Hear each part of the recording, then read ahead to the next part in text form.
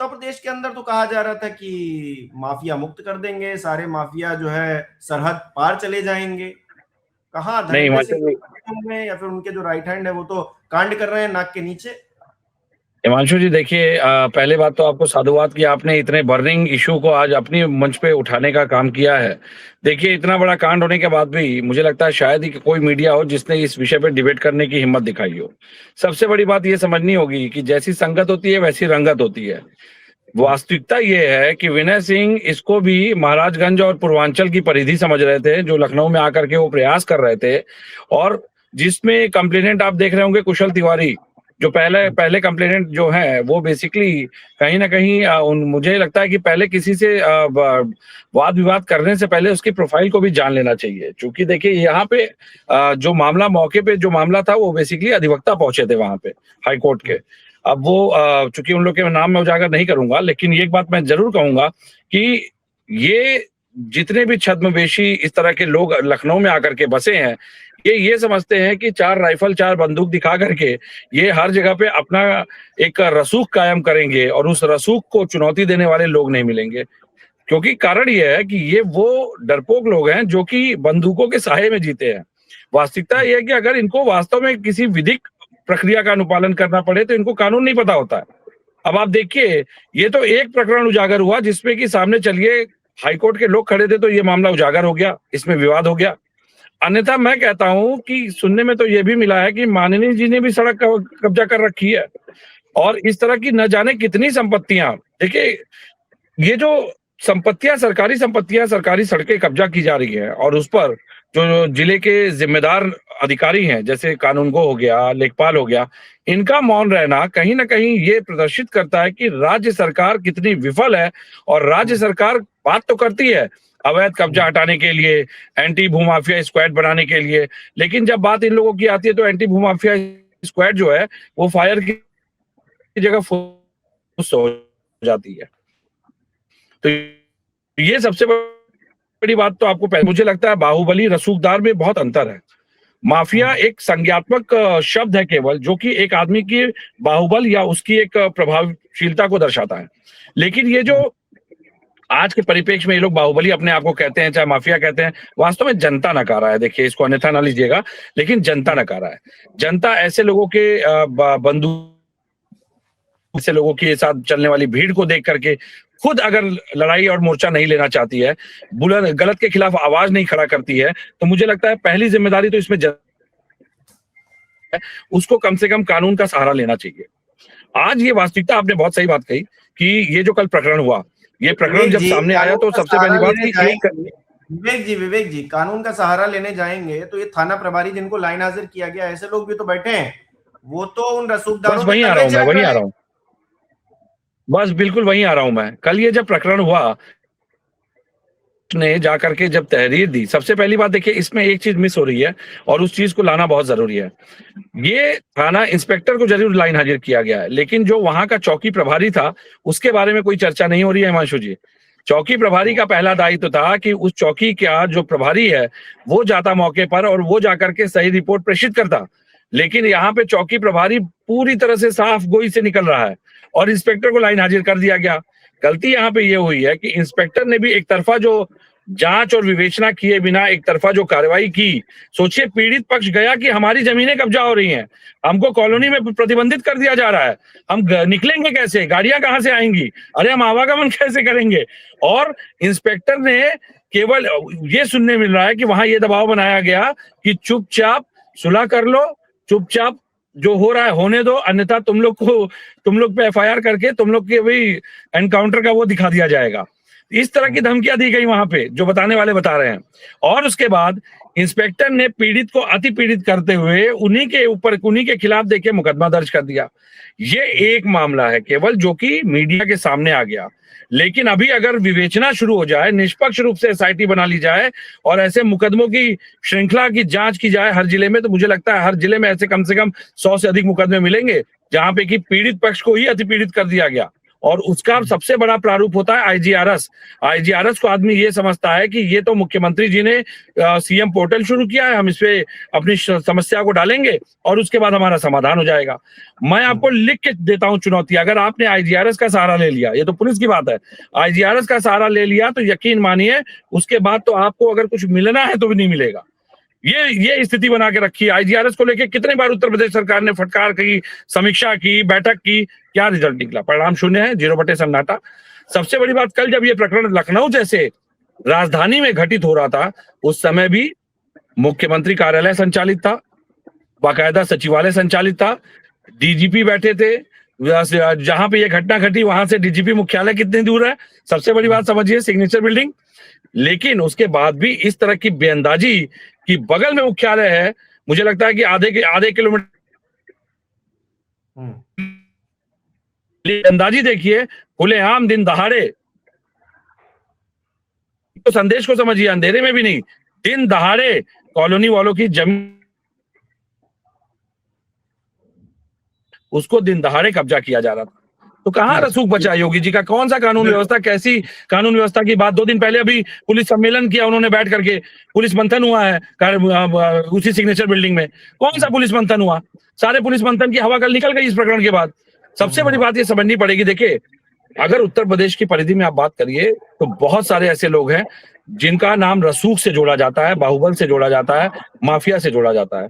लेकिन माफिया होने में और एक अपराधी और टुच्चा टाइप का लफंगा होने में अंतर होता है। कल विनय सिंह ने जो कृत्य किया वो कहीं ना कहीं लफंगों की श्रेणी में आता है। मैं कहता हूं, आप देखिए, जब बृजभूषण शरण सिंह की बात होती है, वो गोंडा में है, लेकिन कभी लखनऊ में आप उनकी इस तरह की कोई कृत्य उनके लोगों की नहीं सुनेंगे। राजा भैया को देखिए, उन्होंने अपनी एक पार्टी खड़ी कर ली, लेकिन इतने इस तरह की घटिया हरकतों से कभी उनका नाम नहीं जुड़ा। लेकिन ये जो परिधि में जिस तरीके से उन्होंने फोन लगाया, ये धनंजय सिंह बात करेंगे आपसे, सांसद जी बात करेंगे। भाई धनंजय सिंह क्यों बात करेंगे? क्या धनंजय सिंह जी कानून से ऊपर हो गए हैं? ये बताइए। क्या धनंजय सिंह कल ये कहते हैं कि ये जो हो रहा है होने दो? भाई यही बात तो चर्चा में आई कि जो बताया जा रहा है कि फोन करके बाकायदा बात करवाने की कोशिश की और उन्होंने वहां से निर्देश जारी किया कि ये काम चालू रहेगा और ये कब्जा होगा। इस तरह की एलिगेशंस लगाए जा रहे हैं। ठीक है, वो जांच का विषय है, लेकिन नाम तो सामने आया है, खुलेआम आया है। और सबसे बड़ी बात क्या है भाई, पूर्वांचल की एक जो इतिहास रहा है, पूर्वांचल की जो गंदगी का एक इतिहास रहा, कभी आजमगढ़ और ऐसे जिलों का नाम, जब महाराष्ट्र में रहने वाले लोग पासपोर्ट अप्लाई करते थे, उनके पासपोर्ट नहीं एक्सेप्ट और वो अप्रूव नहीं किए जाते थे। इन लोगों ने क्या दिया पूर्वांचल को? आप सांसद रहे, आपके साथ इतना बड़ा जनाधार है, मैंने उनके कई इंटरव्यू देखे, वो कहते हैं कि जैसे हम कई जिला पंचायत के वो प्रतिनिधि तैयार करते हैं। भाई राजा भैया से सीख लेते कम से कम। चलिए, विपक्ष तो बोलता है, विपक्ष तो आरोप लगाएगा, आप कहेंगे अपनी पार्टी बना करके कम से कम पूर्वांचल के लिए कुछ काम कर लेते बढ़िया। लेकिन इस तरह के लोग जो आपने पाल रखे हैं, वो आकर के लखनऊ में अब इस तरह की गंदगी मचाएंगे तो माफ कीजिएगा हिमांशु भाई, देखिए लखनऊ है, ये संगम कहा जाता है। यहाँ पर अगर कोई ये सोचे कि आ करके अपने राइफल बंदूक के दम पर किसी को दबा लेगा, किसी की आवाज को दबा लेगा, तो ये संभव नहीं है। देखिए, रूल ऑफ लॉ की बात आई, सर ने बहुत अच्छी बात कही, लेकिन मैं कहता हूँ ये रूल बाय लॉ है। ये सिलेक्टिव पिक एंड चूज का अप्रोच चल रहा है उत्तर प्रदेश में। और कल तो जो प्रकरण सामने आया है, वास्तव में पूर्वांचल के हमारे जो ये जमीन कब्जा करने वाले जिला पंचायत के जो अध्यक्ष के या सदस्य जो भी हैं, विनय सिंह जी, आप देखिए ना, इन्होंने चुनौती तो सीधे सीधे योगी आदित्यनाथ जी को, उत्तर प्रदेश के डीजीपी को सीधी चुनौती दी है। वास्तविकता क्या है? वास्तविकता तो चुनौती तो उन लोगों को है जो कि दावे करते हैं कि यहाँ पर सारे अपराधी प्रदेश छोड़कर भाग गए, या तो खत्म हो गए या जेल में है। भाई यहाँ पे उन्होंने कल ये दिखाया कि अपराधी भी यही है, प्रदेश भी यही है और भागेंगे भी नहीं। और खुलेआम जो सामने आएगा उसको राइफल से गोली भी मारेंगे और ईंटा भी उठा के चलाएंगे, और उसके बाद उन्हीं लोगों को पीड़ित प्रताड़ित करने के बाद उनके ऊपर एफआईआर भी करवाएंगे। कल की जो तस्वीर सामने आई है हिमांशु जी, वो इस सरकार के वास्तव में अभी तक के दूसरा टर्म चल रहा है, 2.0 कहते हैं ये लोग, ये वास्तव में ध्वस्त कानून व्यवस्था का सबसे ज्वलंत चेहरा है, जो योगी आदित्यनाथ जी के हर दावे को लगातार फेल करता है। सबसे देखिए शर्मिंदगी की बात सरकार के लिए इसलिए है कि 2 दिन पहले पुलिस सम्मेलन हुआ है अभी इसी सिग्नेचर बिल्डिंग में, 2 दिन पहले पुलिस मंथन हुआ है जहां आईपीएस को प्रशस्ति पत्र और जाने क्या क्या करके फोटोबाजी की गई है। उत्तर प्रदेश पुलिस को सिंघम बता दिया गया है। पुलिस रिफॉर्म पे जो खाना पूर्ति की बातें हैं वो की गई हैं। मैं हमेशा इसीलिए कहता हूं कि जमीनी स्तर पे जब तक आप कार्यकारी विभाग के लिए काम नहीं करेंगे, जब तक डाउन लाइन मैनेजमेंट सही नहीं होगा, पुलिसिंग कभी सही नहीं होगी। और उसका ज्वलंत उदाहरण सामने है। ऐसे न जाने कितने दरोगा होंगे, कितने इंस्पेक्टर होंगे जो चार्ज लेकर के थानों में बैठे हैं। ऐसा ही एक प्रकरण आप देखिए, यहाँ पे हुआ था आपके निशादगंज के बगल में, पेपर मिल कॉलोनी वाला प्रकरण, जिसमें 2 लाख रुपए लेकर के बलात्कारी का नाम निकालने की बात हो रही थी। उसको भी बाकायदा वहां पे विजिलेंस की टीम ने पकड़ा था। ऐसे कई उदाहरण सामने लगातार प्रदेश में आ रहे हैं जहां पे कि करप्ट पुलिस कर्मियों के कारण जो आरोपी नहीं है उसको आरोपी बना रहे हैं। तो ये कह सकते हैं कि उत्तर प्रदेश में योगी आदित्यनाथ जी वास्तव में एक संरक्षित अपराधियों की फैक्ट्री को संचालित होने दे रहे हैं। और ये अगर उसको क्या दिखा करके दावा करते हैं कि उत्तर प्रदेश की कानून व्यवस्था सुरक्षित है, क्योंकि देखिए हो क्या रहा है, जिसकी गलती नहीं है उसको अपराधी बनाया जा रहा है, जो आरोपी नहीं है उसको आरोपी बनाया जा रहा है। आप पीड़ित है तो आप ही के ऊपर एफआईआर की जा रही है। और आपका सबसे बड़ी बात है, अगर वो भाजपा का नेता निकल गया तो उसको बचाने के लिए ये लोग मशीनरी को इस तरीके से इस्तेमाल कर रहे हैं कि हद पार हो जाए, आपका परिवार समाप्त हो जाए, इनको कोई फर्क नहीं पड़ता, कोई फर्क नहीं पड़ता। मैं बता रहा हूं, बहुत सारे समाजवादी पार्टी छोड़िए, विपक्ष छोड़िए, समाजवादी पार्टी, कांग्रेस, न जाने अन्य जितने विपक्ष के कितने कार्यकर्ता हैं जिनकी जमीनें उन्हीं के पटीदार कहे जाने वाले भाजपाइयों ने कब्जा कर रखी है। मैं आपके सामने उदाहरण बैठा हूं, मुझे नहीं कहना चाहिए, मुझे शर्मिंदगी होती है ये बात कहने में मंच पे। हम कानून के भरोसे अगर चलते हैं तो वहां भी रसूख दिखाया जाता है, वहां भी मैनिपुलेशन किया जाता है। तो ये कहीं ना कहीं खोखली दावों की पोल खोलती है। और मैं फिर कहता हूं, आज अगर सरकार इतनी लाचार है तो वो क्या कारण है? देखिए, राजनीतिक गलियारे में तो ये चर्चा का विषय है, पत्रकार हमारे बैठे हैं, आप बैठे हैं, आप लोगों के बीच भी चर्चा का विषय है कि सरकार इतनी लाचार क्यों है इस प्रकरण में। वो आप भी जानते हैं, इन गलियारों में तो बहुत सारी चर्चाएं हैं। और वो चर्चा अगर सामान्य रूप से हर शब्दों में, हर वाक्य में और हर मुझे लगता है गुफ्तगू में एक ही वाक्य, एक ही का घटना को कारण बना करके दिखाया जा रहा हो, तो मुझे लगता है कि वो चर्चा नहीं है, फिर वो घटना वास्तव में सत्य है। और एक बात कहूंगा, यही कारण है क्या कि उत्तर प्रदेश को कार्यकारी डीजीपी से संचालित किया जा रहा है? एक स्थायी डीजीपी देने में योगी आदित्यनाथ सरकार जब से आई, आप बताइए मुझे, स्थायी डीजीपी उत्तर प्रदेश को कब मिला? किस कार्यकाल में मिला? इनके दूसरा कार्यकाल चल रहा है। स्थायी डीजीपी का कार्यभार कार्यवाहक डीजीपी से संचालित करने का मतलब होता है किसी की जिम्मेदारी तय नहीं होगी। कल को कोई सिचुएशन अगर लीगल फ्रेम में फंसती है, सुप्रीम कोर्ट तक चुनौती होती है अगर उस बात को लेकर के, तो आप तो जिम्मेदार थे ही नहीं, क्योंकि you was a temporary appointment, you was having a temporary appointment. जब आप स्थायी नहीं थे तो स्थायी आपका दायित्व कैसे हो सकता है भाई? आप तो दूसरे के ऊपर झटक देंगे, दूसरा तीसरे पे झटक देगा।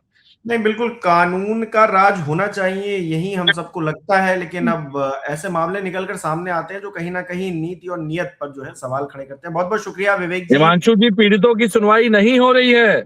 मैं आपको जाते जाते ये कंक्लूड करके जा रहा हूं, पीड़ितों की सुनवाई नहीं हो रही है। एंटी भू माफिया सेल केवल और केवल दिखावा है, छद्मवेशी दिखावा है, जमीनों को कब्जा करने का। एफआईआर दर्ज की गई थी पीड़ितों के ऊपर, कोई एफआईआर नहीं लगी है, कोई एफआईआर नहीं लगी अभी तक, हटाया नहीं गया है, उसको हटाया नहीं गया है। वो मैं कह तो रहा हूं, कोई एफआईआर नहीं लगी अभी तक है। और देखिएगा, इस पूरे प्रकरण को डीलिंग बाजी से, मैनेजमेंट से या प्रभावित करके कहीं ना कहीं दबाव बनाने का प्रयास किया जाएगा। और इसमें घटनाएं घटित हो सकती हैं आगे, क्योंकि जिस तरह से इंस्पेक्टर को, अगर पीड़ित पक्ष के ऊपर एफआईआर गलत थी तो इंस्पेक्टर लाइन हाजिर क्यों हुआ भाई? और इंस्पेक्टर अगर लाइन हाजिर हो गया, उसका कृत्य, पहली बात तो उसको बर्खास्त, सस्पेंड होना चाहिए था। आपने लाइन हाजिर किया उसको। और दूसरी बात है कि जो पीड़ितों पे एफआईआर की गई, जिनकी जमीनें, जिनके सड़क को कब्जा किया जा रहा था, जब वो एफआईआर के दायरे में है, तो हम कैसे मान ले कि कानून व्यवस्था एक तरफा काम नहीं करेगी, मैनिपुलेशन नहीं होगा इस पूरे प्रकरण में? हम कैसे मान ले? कल को हो सकता है आप किसी को कट्टा लगा करके कोई दूसरी कहानी कर देंगे कि विनय सिंह अपने ऊपर हमला करवा ले, बता देंगे कि इन लोगों ने हमला किया, जान से मारने की कोशिश की। भाई, विवेचना में तो 2 लाइनें बढ़ानी होती है केवल। हम कैसे मान ले कि निष्पक्ष रूप से इस पूरे प्रकरण में उन लोगों को न्याय मिलेगा जो लोग खुद शिकायत लेकर के पुलिस के पास गए थे? और ये कहां का सिलसिला है? ये क्यों ऐसा परंपरा उत्तर प्रदेश में चल रही है कि जो पीड़ित है, अगर सामने भाजपा के या भाजपा के करीबियों का नाम आता है तो जो पीड़ित है वही एफआईआर उसी के ऊपर कर दी जा रही है। बिल्कुल बिल्कुल, इस परंपरा को कहीं ना कहीं रुकने की जरूरत है, कानून का राज स्थापित होने की जरूरत है।